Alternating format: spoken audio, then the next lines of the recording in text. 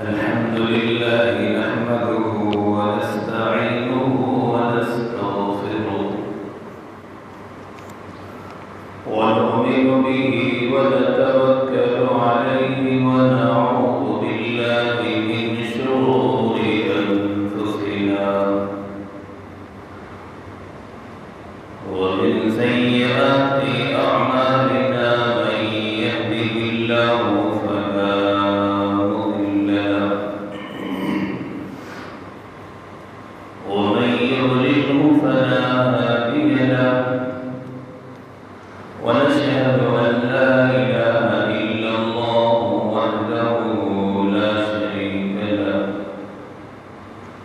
ونشهد أن سيدنا وسندنا ونبينا وشفيعنا وهادينا ومرشدنا ومولانا محمدا أحمدا عبده ورسوله أما بعد فأعوذ بالله من الشيطان الرجيم بسم الله الرحمن الرحيم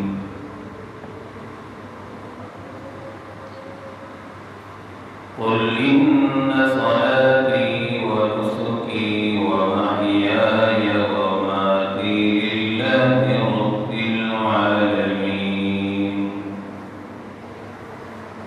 صدق الله مولانا العلي العظيم وصدق رسوله النبي الأمي الكريم ونحن على ذلك لمن الشاهدين والشاكرين والحمد لله رب العالمين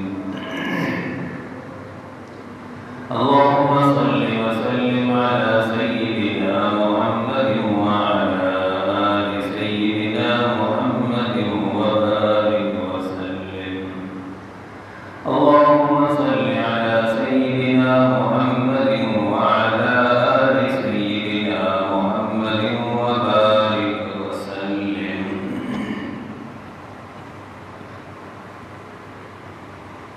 ذی الحج کا مہینہ چل رہا ہے جو بابرکت اور بڑی فضیلتوں والا مہینہ ہے۔ قرآن مجید فرقان حمید میں اللہ رب العزت نے ارشاد فرمایا إن عدة الشهور عند الله 12 شهرا في كتاب الله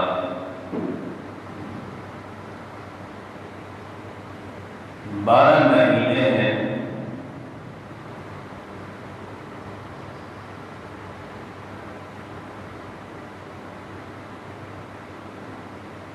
اور ان 12 مہینوں میں اربعۃ حرم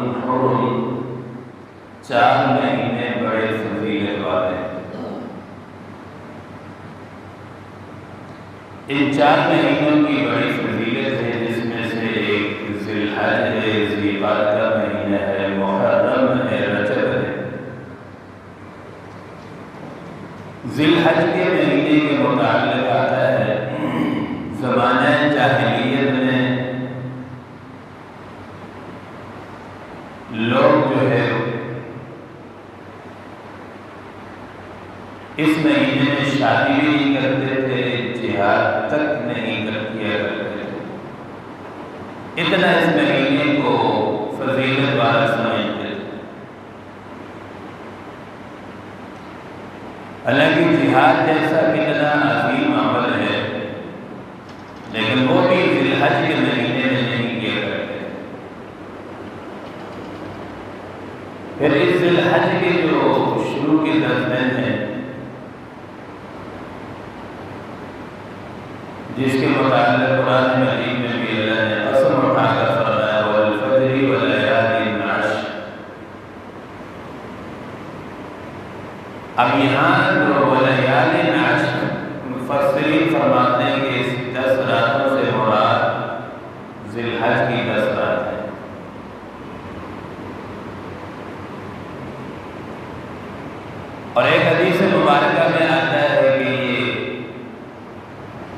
الاضحیٰ کے جو 3 دن ہیں، اللہ رب العزت کی بارگاہ میں قربانی سے زیادہ محبوب عمل کوئی نہیں۔ سب سے پسندیدہ محبوب عمل اللہ کے ہاں ان 3 دنوں میں قربانی کا ہے۔ اب قربانی کی اہمیت آپ یہاں سے اندازہ لگائیں۔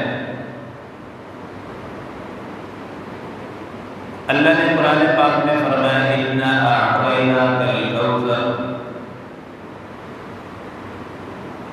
فَصَلِّ لِرَبِّكَ وَانْحَرْ۔ اللہ نے اپنے پیارے محبوب صلی اللہ علیہ وسلم کو ارشاد فرمایا کہ فَصَلِّ لِرَبِّكَ وَانْحَرْ، بس آپ نماز پڑھیے، وَانْحَرْ، اور اللہ رب العزت کے لیے قربانی کیجیے۔ آپ کسی سے قربانی کی اہمیت کا اندازہ لگا سکتے ہیں کہ کتنی قربانی کی اہمیت ہے۔ ان شانئک هو الابتر، بس آپ کا دشمن ہی لاولد ناکام ہوگا۔ آپ بس اللہ کے لیے قربانی کریں اور نماز پڑھیں۔ دوسری جگہ اللہ نے قرآن پاک میں فرمایا قل ان صلاتي ونسكي ومحياي ومماتي لله رب العالمین۔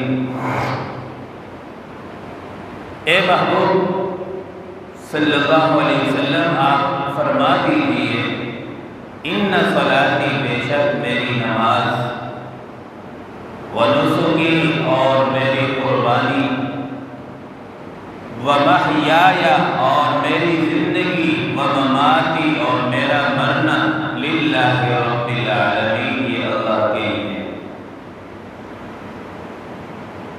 میری نماز ہو، میری قربانی، میری زندگی، میری موت، یہ صرف کس کے لیے؟ اللہ رب العالمین۔ ہر عبادت کے اندر جو مقصود ہے وہ اخلاص ہے، اور قیامت والے دن جو اعمال نامہ کو وزنی کرنے والی چیز ہوگی وہ اخلاص ہوگی۔ اس لیے حکم ہے جب صدقہ کریں تو ایک ہاتھ سے کریں، دوسرے ہاتھ کو خبر بھی نہ ہو۔ آپ تو سنتے تو نہیں، تو کیسے خبر ہوگی؟ مطلب یہ ہے کہ خفیہ طور پر دکھلاوا نہ ہو۔ اللہ کے قرآن پاک میں اللہ نے فرمایا الذین هم عن صلاتهم ساہون الذین هم یراؤون فویل للمصلین۔ ہلاکت ہو ان نمازیوں کے لیے، اور نماز پڑھنے والوں کے لیے ہلاکت۔ کون سے نمازی؟ الذین هم عن صلاتهم ساہون الذین هم یراؤون، جو دکھلاوے کے لیے نماز پڑھتے ہیں۔ اللہ پاک فرماتے ہیں ان کے لیے ہلاکت ہو۔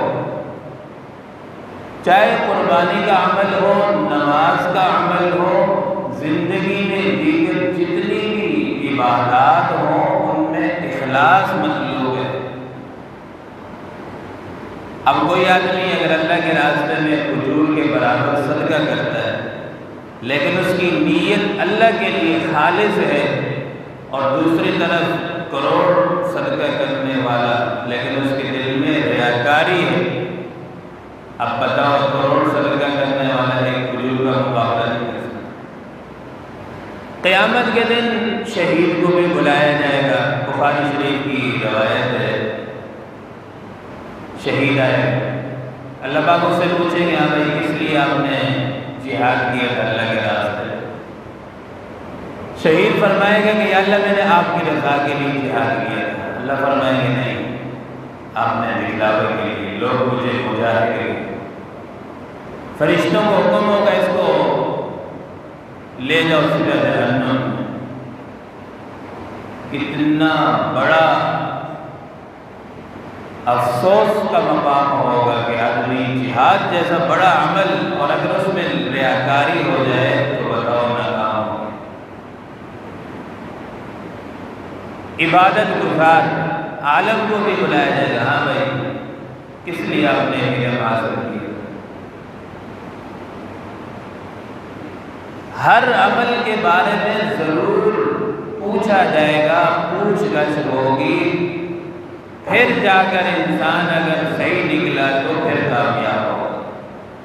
عالم سے پوچھا جائے گا ہاں بھائی بتاؤ کس لیے آپ نے علم حاصل کیا؟ عالم کہے گا یا اللہ میں نے آپ کی رضا کے لیے۔ نہیں، آپ نے اس لیے علم حاصل کیا کہ تاکہ لوگ آپ کو بڑے مولوی صاحب کے آپ کا بڑا نام ہو۔ یاد رکھیں سب سے مشکل کام اپنی دل کو، نیت کو درست کرنا ہے۔ نماز پڑھنا بہت آسان ہے، بہت آسان ہے، ہر نیک اعمال کرنا بہت آسان ہے، لیکن پھر ان نیکیوں کی حفاظت کرنا اور دل کو صاف رکھنا، نیت صاف رکھنا، یہ بہت مشکل کام ہے، بہت مشکل کام ہے۔ نیت جہاں خراب ہو گئی وہاں انسان کی پکڑ۔ امام بخاری رحمۃ اللہ علیہ نے اپنی کتاب لکھی تو کتاب کی ابتدا سب سے پہلے جو اس حدیث مبارکہ سے فرمائی کہ انما الاعمال بالنیات، کہ سارے اعمال کا دار و مدار نیتوں پر ہے۔ عبارت کے لحاظ سے تو یہ حدیث مبارکہ بڑی چھوٹی سی لگتی ہے، لیکن سارے جتنے عمل ہیں اس عمل میں دخل ہے کہ بھائی بخاری شریف پڑھنے سے پہلے اپنی نیتوں کو درست کر لو، کس لیے پڑھ رہے؟ اللہ کے لیے یا علاوہ کے لیے، مخلوق کے لیے، کس لیے پڑھ رہے؟ تو اللہ نے فرمایا قل ان صلاتی و نسکی و محیای و مماتی للہ رب العالمین، میرے آقا فرماتے ہیں میری نماز، قربانی، مرنا، جینا اللہ کے لیے۔ وَبِذَلِكَ أُمِرْتُ، اور مجھے بھی اس چیز کا حکم دیا گیا ہے اور میں بھی وَأَنَا أَوَّلُ الْمُسْلِمِينَ، اور ماننے والوں میں سب سے پہلا ہوں۔ دوسری جگہ قرآن پاک میں اللہ نے فرمایا وَلِكُلِّ أُمَّةٍ جَعَلْنَا مَنْسَكًا لِيَذْكُرُوا اسْمَ اللَّهِ عَلَىٰ مَا رَزَقَهُمْ، اللہ پاک فرماتے ہیں کہ ہر امت کے لیے ہم نے قربانی رکھی ہے۔ کس لیے رکھی ہے؟ لِيَذْكُرُوا اسْمَ اللَّهِ عَلَىٰ مَا رَزَقَهُمْ، تاکہ وہ جب قربانی ذبح کریں جانور کو تو اس پر اللہ کا نام لیں۔ عَلَىٰ مَا رَزَقَهُمْ، حیرت کی بات ہے یہ جانور ہیں، جتنی بھی مخلوق ہے سب اللہ کے لیے، لیکن ایک آزمائش ہے، ہمیں دیکھ کر اللہ پاک فرما رہے کہ اب اس کو اللہ کے راہ میں قربان کرو۔ اس لیے حکم ہے نا کہ جب جانور کو ذبح کرو تو جانور کے پاس کھڑے ہو جاؤ، افضل بہترین یہ کہ خود اپنے ہاتھ سے ذبح کرو۔ آج کل تو بس یہ کیا ہے کہ ہم 10 دن پہلے لے آتے ہیں قربانی کو، جانور کو 5 دن پہلے۔ شیخ الہند حضرت مولانا محمود الحسن گنگوئی رحمۃ اللہ علیہ کی قربانی کا عمل بڑا عجیب عمل تھا۔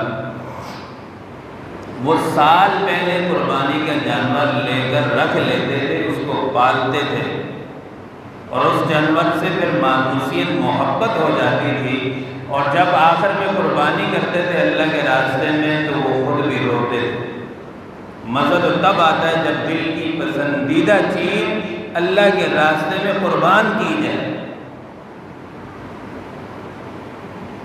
کچھ لوگ قربانی کے لوگ بوجھ سمجھتے ہیں، بس کسی جگہ حصہ میں جا کے پتہ ہی نہیں ہے وہ قربانی ہو بھی رہی ہے نہیں ہو۔ یہ اپنے ہاتھ سے کرو، اپنے سامنے کرو، اچھے طریقے سے۔ اور پھر یہ ہوتا ہے کہ جب جانور ذبح کر رہے ہوتے ہیں یہ بھی تمیز نہیں کرتے کہ وہ کافر ہے یا مسلمان ہے۔ وہ بلا لیتے ہیں کسائی کو، اس کے حوالے کر دیتے ہیں، وہ خود کسائی ذبح بھی کرتا ہے اور گوشت بھی بناتا ہے۔ بس بعض لوگوں کا تو مقصد یہ ہوتا ہے کہ خالی گوشت مل جائے، تو قربانی ان کے لیے ہوتی، ثواب نہیں ملتا۔ قربانی میں جتنے حصہ دار ہیں سب کے سب کی یہ نیت ہونی چاہیے کہ اللہ کے لیے قربانی کریں۔ ضمناً جائز ہے آپ گوشت خود بھی کھائیں اور عوام میں تقسیم کریں، کوئی حرج نہیں۔ اب عیسائی ہے، غیر مسلم ہے، قادیانی ہے، کافر ہے، شیعہ ہیں، کافر ہیں، ان کے ہاتھ کا ذبح کیا ہوا یاد رکھیں حلال نہیں ہوگا، حرام ہے۔ جس جانور پر اللہ کا نام نہ لیا گیا ہو وہ ذبیحہ مردار ہے، حرام ہے، اس کو آپ کھا نہیں سکتے۔ اس لیے ان چیزوں کا قربانی کرتے وقت بہت خیال کرنا چاہیے کہ اس پر تکبیر پڑھی جائے، دعا پڑھی جائے، پھر اس جانور کو اللہ کے راستے میں قربان کریں۔ حدیث پاک میں آتا ہے من ذبح قبل الصلاۃ، جس نے نماز سے پہلے جانور کو ذبح کر لیا بس اس نے فلنفسہ اپنی ذات کے لیے جانور کو گوشت کھانے کے لیے ذبح کیا۔ ومن ذبح بعد الصلاۃ، اور جس نے نماز کے بعد قربانی کی جانور کو ذبح کیا اس نے سنت پر عمل کرنے کے لیے اس کو ثواب ملے گا۔ تو قربانی اصل ہوتی ہے نماز کے بعد، نماز سے پہلے قربانی نہیں ہوتی۔ قربانی کا مقصد کیا ہے؟ آخر یہ عمل اللہ پاک ہم سے کیوں کراتے ہیں؟ قرآن مجید میں قربانی کا مقصد اللہ نے خود بیان فرمایا ہے۔ لَن يَنَالَ اللَّهَ لُحُومُهَا وَلَا دِمَاؤُهَا وَلَٰكِن يَنَالُهُ التَّقْوَىٰ مِنكُمْ۔ آپ نے دیکھا کہ قربانی میں لاکھوں کے لوگ، کروڑوں کے الحمدللہ جانور قربانی کرتے ہیں، وہ اچھی چیز ہے، ایک ایمانی جذبہ ہے اور ہونا بھی چاہیے۔ اور اسی موقع پر کئی دین دشمن لوگ یہ افواہیں پھیلاتے ہیں کہ کیا ضرورت ہے، یہی پیسہ اٹھا کر کسی غریب کو دے دیتے، کسی غریب کا مکان بن جاتا، کپڑے بن جاتے۔ یاد رکھیں یہ باتیں کرنے والے دین کے دشمن ہیں۔ یہ باتیں ان کو اس وقت کیوں یاد نہیں آتی جب ہوٹلوں میں خود عیاشیاں کر رہے ہوتے ہیں، اپنی بیٹیوں کو 1.5 لاکھ 2 لاکھ کا موبائل دلوا رہے ہوتے ہیں، تو اس وقت کہا کریں نا کہ یہ کسی غریب کو دے دیں۔ بڑی بڑی گاڑیاں جب لے رہے ہوتے ہیں تو اس وقت کہا کریں نا اس بڑی گاڑی لینے کی کیا ضرورت ہے، چھوٹی سی بھی کام چل سکتا ہے، آپ کسی غریب کو دے دیں۔ اس وقت ان کو یہ باتیں یاد نہیں آتی، یہ اس وقت یاد آتی جب اللہ کے لیے کوئی چیز قربان کی جا رہی ہے۔ تو قرآن پاک میں قربانی کا مقصد اللہ تعالیٰ خود بیان فرماتے ہیں لَن يَنَالَ اللَّهَ لُحُومُهَا وَلَا دِمَاؤُهَا وَلَٰكِن يَنَالُهُ التَّقْوَىٰ مِنكُمْ۔ اللہ تک تو نہ یہ خون پہنچتا ہے، نہ گوشت، نہ خون، کچھ بھی نہیں پہنچتے۔ کیا پہنچتا ہے؟ انسان کا تقویٰ پہنچتا ہے، اخلاص پہنچتا ہے۔ دوسری حدیث مبارکہ میں نے إِنَّ اللَّهَ لَا يَنظُرُ إِلَىٰ صُوَرِكُمْ وَأَعْمَالِكُمْ، اللہ تعالیٰ کسی کی شکل کو نہیں دیکھتا، کس قسم کے خاندان کو نہیں دیکھتا، کتنا بڑا خاندان ہے۔ اللہ پاک کیا دیکھتے ہیں؟ وَلَٰكِن يَنظُرُ إِلَىٰ قُلُوبِكُمْ، ہر عمل میں، نماز میں، کسی چیز میں آپ ہو، اللہ کی نگاہ نظر دل پر ہوتی ہے کہ اس کے دل میں کیا چل رہا ہے۔ نماز تو بظاہر یہ بڑے اچھے اخلاص سے پڑھ رہا ہے، قربانی بظاہر بڑے اچھے طریقے سے کر رہا ہے، لیکن اس کے دل میں کیا ہے؟ اللہ پاک کی نظر دل پر ہوتی ہے، کس لیے قربانی کر رہا ہے؟ خاندان کے بابا کے لیے کر رہا ہے، نماز کس لیے پڑھ رہا ہے؟ تاکہ لوگ بابا کریں کہ بڑا نمازی ہے، بڑا حاجی ہے، بڑی قربانی اس نے کی ہے، 90 لاکھ کا جانور لائے۔ تو میں نے عرض کیا کہ ساری عبادات میں مطلوب اللہ کو اخلاص ہے، اخلاص ہے، اخلاص ہے۔ جس چیز میں اخلاص نہیں ہے وہ عبادت قبول نہیں ہوتی، مردود ہوتی ہے۔ شاعر کہتے ہیں کس کو کیا خبر کون مقبول ہے کون مردود ہے۔ تو آدمی ہر عمل کے بعد، حضرت ابراہیم علیہ السلام نے بھی بیت اللہ جیسا بڑا گھر تعمیر کرنے کے بعد دعا فرمائی ربنا تقبل منا، الہی بن تو چکا ہے لیکن اس کو تو قبول بھی فرما۔ ہر عمل کے بعد آدمی دعا کرے یا اللہ تیری توفیق سے نماز تو پڑھ لی، قربانی تو کر لی، اس کو تو قبول بھی فرما۔ اسی پر علامہ اقبال بڑا بہترین شعر کہا ہے اس نے، رہ گئی ہے رسم آذان، رہ گئی ہے رسم آذان، روح بلالی نہ رہی، رہ گئی ہے رسم آذان، روح بلالی نہ رہی، فلسفہ رہ گیا دل کی تلقین غازی نہ رہی۔ اذان کی رسم تو رہ گئی ہے، لیکن جو اذان حضرت بلال دیتے تھے جس پر صحابہ بھی روتے تھے، اب وہ اذان وہ روح کہاں ہے؟ عبادت تو ہے لیکن عبادت کی روح جان نہیں ہے۔ تو یہ جان کیسے پیدا ہوتی ہے میرے دوستو؟ انسان کے اندر جب اخلاص ہوگا، اللہ کی رضا کے لیے سارے عمل ہوں گے تو اللہ کے ہاں قبول و مقبول بھی ہوں گے۔